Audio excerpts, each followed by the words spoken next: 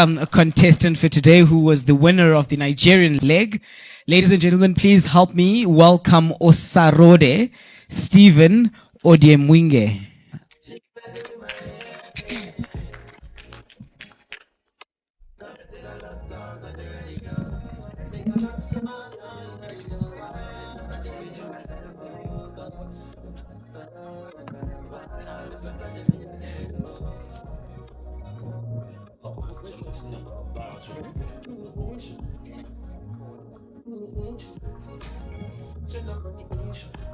Yeah. Good afternoon, the judges, my fellow participants and guests here. I am Stephen from University of Benin, Nigeria, and we'll be going over biomass transformation.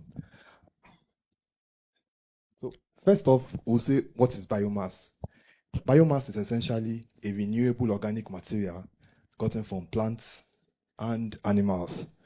So 14 days after I won the MTN Nigeria challenge, Pachipanda challenge, I was able to gather 60 kilograms of food waste, 5 kilograms of chicken feather, 35 kilograms of spent mushroom substrate, and 5 kilograms of the Indian almond leaves, Terminalia catapa. It wasn't easy, but I got support from friends, and they took me in their vehicle to where I needed to pick it up, most notably Best. Now, chicken feathers and fruit waste are organic materials. When mixed together, it is possible to valorize them. By valorize, I mean turn them into something valuable by anaerobic digestion. And anaerobic digestion is a process that involves the locking up of organic materials in an airtight container or a space. There's an example on the table. One of the bottles, I just repurposed it quickly. I recycled it, and it has fruit waste from my breakfast today. It has not fermented completely because it takes about 25 days for the process to complete. Once it completes, it becomes like this. But that is how it starts. I went on to produce pellets, and these pellets, notably, were gotten from Indian almond leaves. That is, these leaves, they just fell from the tree. And I got spent mushroom substrate from mushroom farmers. This spent mushroom substrate is usually thrown away by mushroom farmers because usually when mushrooms are grown, they are harvested in like 3 or 4 flushes, 3 or 4 harvests. After the harvest, the sawdust is termed useless and then it is thrown away. But I gathered it, dried, and then processed them into pellets. Now, the pellets are also on the table. Combining them with organobrine, I sterilized the mixture, inoculated it with oyster mushroom mycelium. Oyster mushrooms are one of the quite, will I say, rising mushroom stars in Benin City. And we got oyster mushrooms after 70 days. And this was done at a research facility where I was carrying out my master's research previously. Now, like MTN, mushrooms are everywhere you go. And the reason is that beneath this facility, beneath the continent, Africa, there is mycelium web. Mycelium web are these whitish looking things. They grow under the earth. They help to channel nutrients from trees to trees, from plants to other plants. They are essentially the World Wide Web under our feet. If we did not have mushrooms, or if we did not have fungi, which is their family, all the organic material generated would never break down. So imagine having a tree stay for like 40 years. You cut it down, it's here for like 40 years. Imagine all the leaves that fall from trees every year, just piling up. I guess the earth will be full of so much trash that nobody can even move up and down. Oyster mushrooms are also very nutritious because they are full of fiber and bioactive compounds like beta-glucans and flavonoids that help manage inflammation and fight free radicals in the body. Now, in Nigeria, we are very health conscious. One thing a Nigerian doesn't really like or doesn't really tolerate is something that will kill him. If you make it known that this thing is harmful, he tends to stay away from it. Once he sees the evidence, and if you tell him that this thing is actually useful and he sees the evidence of that, he gravitates towards it. Of course, there's the issue of cost, but when your life is on the line, you pay something. You pay something to get something that is useful for yourself. Now, there's a social opportunity here. One is that the provision of affordable and nutritious mushrooms would help the general population. If you eat good food, you tend not to fall sick. If you tend not to fall sick, you tend not to miss work. If you tend not to miss work, your global or company productivity is maintained at a very high level. So through my little initiative, we are pushing people to adopt mushrooms in Benin City and Nigeria at large. Additionally, because we are now trying to sort out organic waste and collect them, we are also contributing to a greener future. We believe that not everybody may be at the same economic level. There's the poor, there's the middle class, there's the high class. But we are encouraging individuals to go into collection of organic waste, recycling, so that it can, one, give them the opportunity to actually earn something by supplying this waste or collecting or sorting it, and then also give the opportunity for people to actually eat nutritious mushrooms from the waste that was gathered. And finally, the recycling of these nutrients in these organic waste will divert nutrients from entering into landfills. Another issue is that when you send nutritive substances into landfills or water bodies, you have problems. For example, you can have eutrophication, whereby something that is nutritious enters into a water body, it begins to produce algae on the top. Once algae starts to grow, you kill virtually every other thing in that water body. So we just prevent that thing from reaching there so that people can actually use it to grow mushrooms, which will be useful for them. There's the market opportunity too. I went around doing some research, asking questions, and I found out that in 1 week, a ton of fruit waste is generated by 20 fruit vendors. This, I just asked some close to my university, and I was able to calculate this amount in just 1 week. And 50 tons of waste is also generated every year annually from farms in Benin City. There's also the generation of 500 kilograms of chicken feather waste. Chicken feathers, because Nigerians love chicken. We really, really love chicken. So the more chickens we kill, the more the feathers keep accumulating. Instead of throwing them away, gathering them, processing them together with fruit waste to give us the organobrine, which is useful for growing mushrooms. And then a 7-man biorefinery will support community development by providing jobs. We believe that this biorefinery will help people have jobs in the refinery and also create external jobs to the refinery. And there's the abundance of various kinds of fruits across Africa. I find that South Africa has a very promising fruit juice industry. A lot of orange and apple fruit waste. If those juices are produced rather for the common man or everybody, the waste can be channeled into growing of mushrooms, which can also still help everybody. Now, something that is very dear to my heart, the new frontier. Research shows in the next 10 or so years, human beings will live on the moon. You may say, that's too far, but it's possible. And China is leading this research. One way to do this is to get fungi on board. Fungi have been alive on this planet for the past 1 billion years.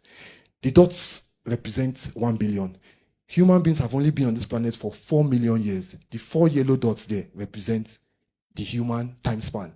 It means that fungi have existed for a very long time before we started existing. If we take it all the way to the moon, it can help us to actually colonize the moon by dealing with radiation. Financial projections, the value of the global agroecological sector is set to grow from 13.2 billion to 28.9. This is because the World Bank is looking for ways to make agriculture more sustainable. And a biorefinery with a production capacity of 5,000 liters, 3,000 kilograms of sludge, and 6,000 kilograms of pelletized plant biomass will cost us about $50,000 to set up in Benin City. And we aim to recoup this money through the sales of pellets and the old brine, as well as sponsorship from private industry, like space companies that are budding up right now. In conclusion, I want to ask quickly, who knows what Donald Trump will do tomorrow? Anybody? Donald Trump, what will he do tomorrow? Nobody knows. Africa has to find ways to position herself by doubling down on the transformation of raw materials into useful products. The utilization of these byproducts from abattoirs and farms would reduce the environmental impact associated with this waste and create jobs for young people, allowing them to do more tomorrow, today. In conclusion, I'll just end with a quote by Naval Ravikant. He says, "You get paid for being right first, and to be first, you can't wait for consensus." Thank you very much. Thank you so much. You can keep the mic just for the questions. And I'll go straight to our judges' questions. Um, I'm going to be quiet. Let's give the other judges a chance. We keep asking. Perfect. Should I start with yourself, Fungai? Yeah, no problem. Perfect.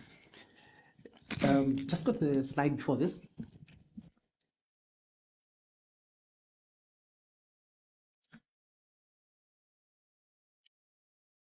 So is the idea that the payback period is 20 years for CapEx? Yes, sir. And that's primarily because I'm operating in Nigeria, where mushrooms are still being, will I say, embraced. So I'm not very definite on paying back in, let me say, 2 years or 3 years. But with what we are currently doing, for example, our president has a very ambitious plan to build more infrastructure. He has started, or he's pushing this Eco-Atlantic City and some other big projects. Those projects will attract brands like Radisson Blue, who like to do very fancy and beautiful restaurants in nice places. And those restaurants will most likely use mushrooms in their menu, like they do here in South Africa already.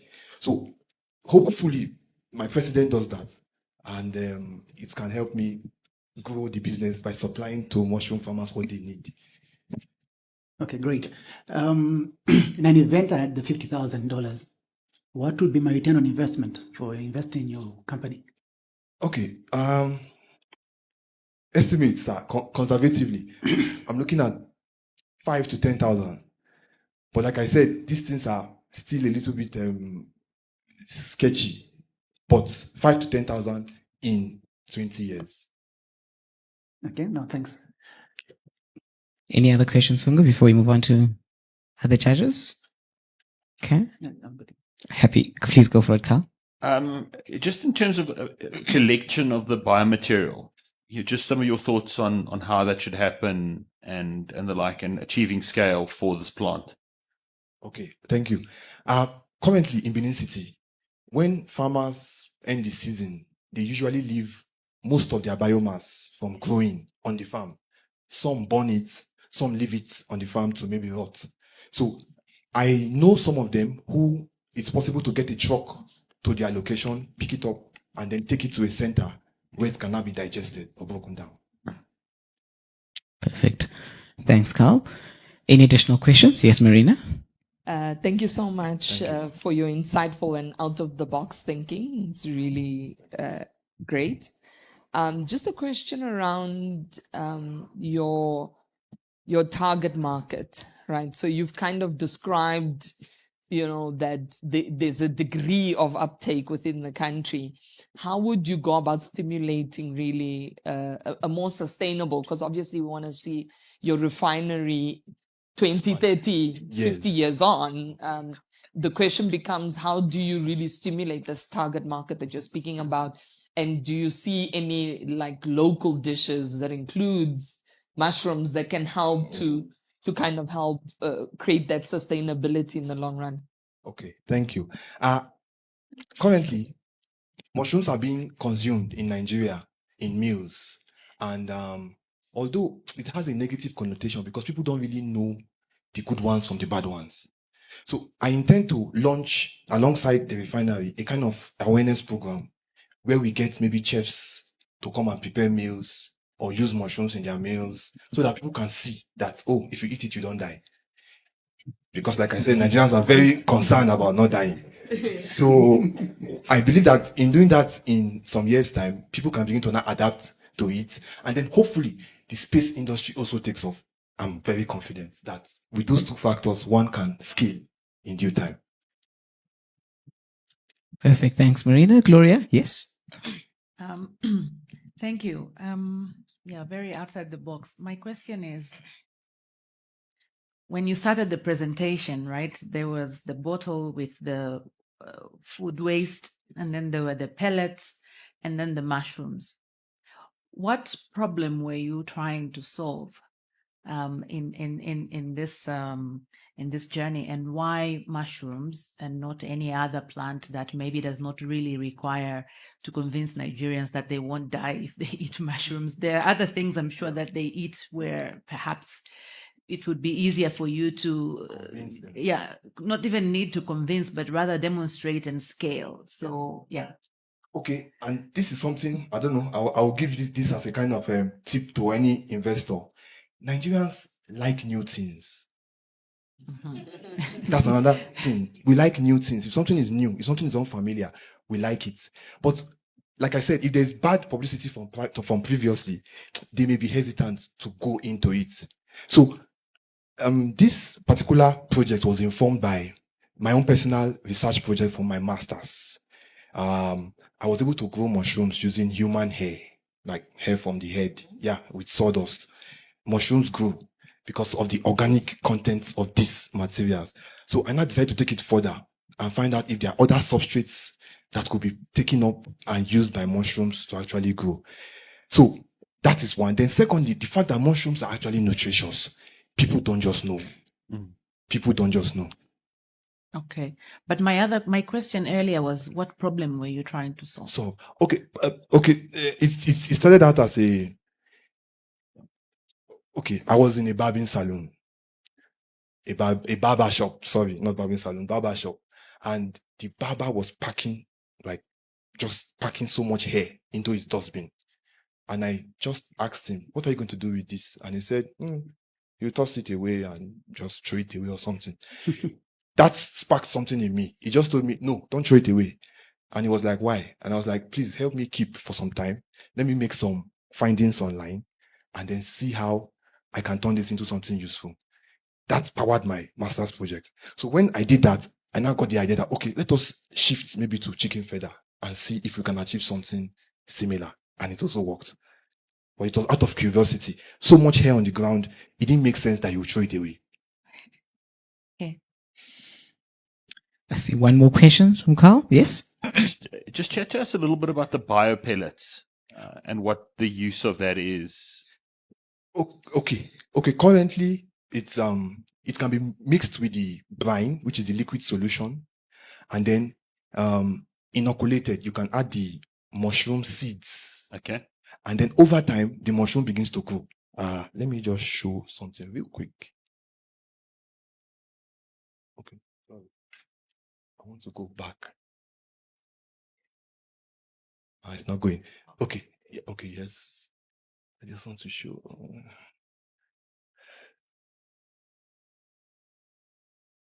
Just want to show you. Sorry. Okay, good. So the biopellets are this stuff. The stuff in the bag are the pellets mixed with the liquid, and then the mushroom comes out. They are in a polypropylene bag. So the pellets and the liquid produce the mushroom. Okay. Right, perfect. Thank you. Perfect. Thank you so much. If there's any no other questions, happy to bring it to a close. Ladies and gentlemen, please help me thank you so much to Osarode.